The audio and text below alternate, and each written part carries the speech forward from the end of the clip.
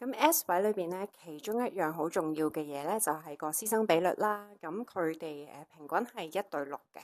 咁有啲小朋友其實係特別需要 attention 啦。其實有啲可能係會成日做一啲刺激行為啊。咁其實係好重要噶呢一樣嘢，因為係夠人手去睇住小朋友同埋幫到佢哋啦。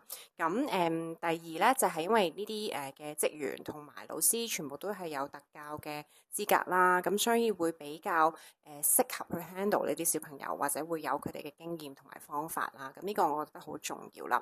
咁第二S 位，我覺得好幫到小朋友嘅咧，就係真係個 IEP 啦，即係每一個小朋友咧都真係度身訂做一個屬於佢哋嘅教育計劃啦。咁呢個因為真係個個小朋友嘅 strength 同 weakness 咧都好唔一樣嘅。咁所以呢個亦都係我哋其中一個選擇 S 位嘅原因啦。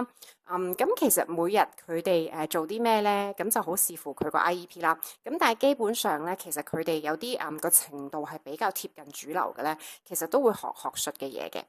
嗱，咁佢哋會因應佢哋唔同嘅能力同程度咧去分組噶，係啊，就會差唔多能力嘅小朋友咧 group 埋一組嘅，係啦。咁我哋讀緊嗰間咧，其實就係有60個學位啦，咁其中有50幾個都係 ASD 嘅小朋友，咁所以我覺得佢哋即係老師當然好有經驗啦，同埋個重點咧係佢哋學習嗰個環境咧或者教育方法咧都係好適合佢哋，譬如佢哋好多視覺提示嘅，即係翻到去學校其實有個 timetable 咧，就係要貼做咗啲乜嘢，跟住落嚟係做啲乜嘢，咁所以佢哋全部都係真嘅相嚟㗎，咁所以佢哋好清楚，即係我個仔仔好快就適應啦，因為佢好知道自己要做啲乜啊。咁以前傳統喺 K1 咧，其實佢有啲 loss 㗎，即係啲轉接位又會發脾氣啊，因為佢可能唔係好適應，突然間要轉去做另外一樣嘢啦。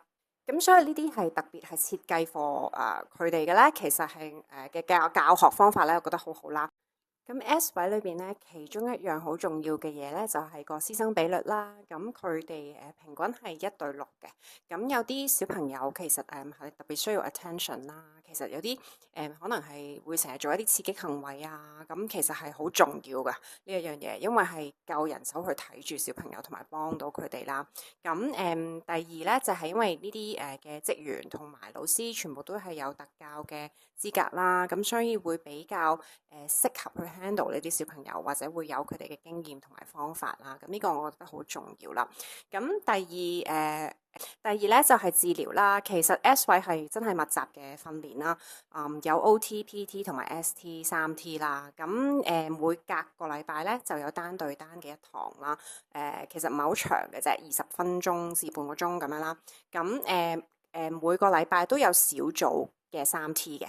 係啦，咁所以個訓練就密集啲啦，同埋即係我諗對好多屋企嚟講，其實經濟上面都會幫到手啦。因為如果全部私人上晒3T 咧，個個禮拜上咧都真係好大筆錢啦。仲有咧，佢哋都會有社識堂啦，即係適應社會啦。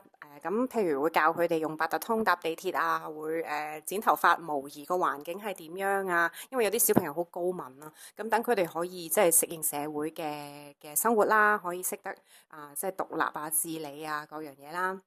同埋咧，佢哋都有得玩嘅。咁我仔仔就一個禮拜有2次咧，就可以去呢個佢哋有個活動室㗎，咁係好似 playroom 咁㗎，係一個好靚好大有即係2層水滑梯嘅 playroom 啦。咁佢一個禮拜都有2個 session 咧，係可以上去玩啦。咁又有大機能室啦，可以去踩單車啊，玩好多唔同嘅即係玩具、體能嘅玩具啊，咁樣咯。咁同埋最後咧，其實佢哋都有功課嘅。咁佢哋嘅功課咧，其實全部都係一啲訓練嚟嘅。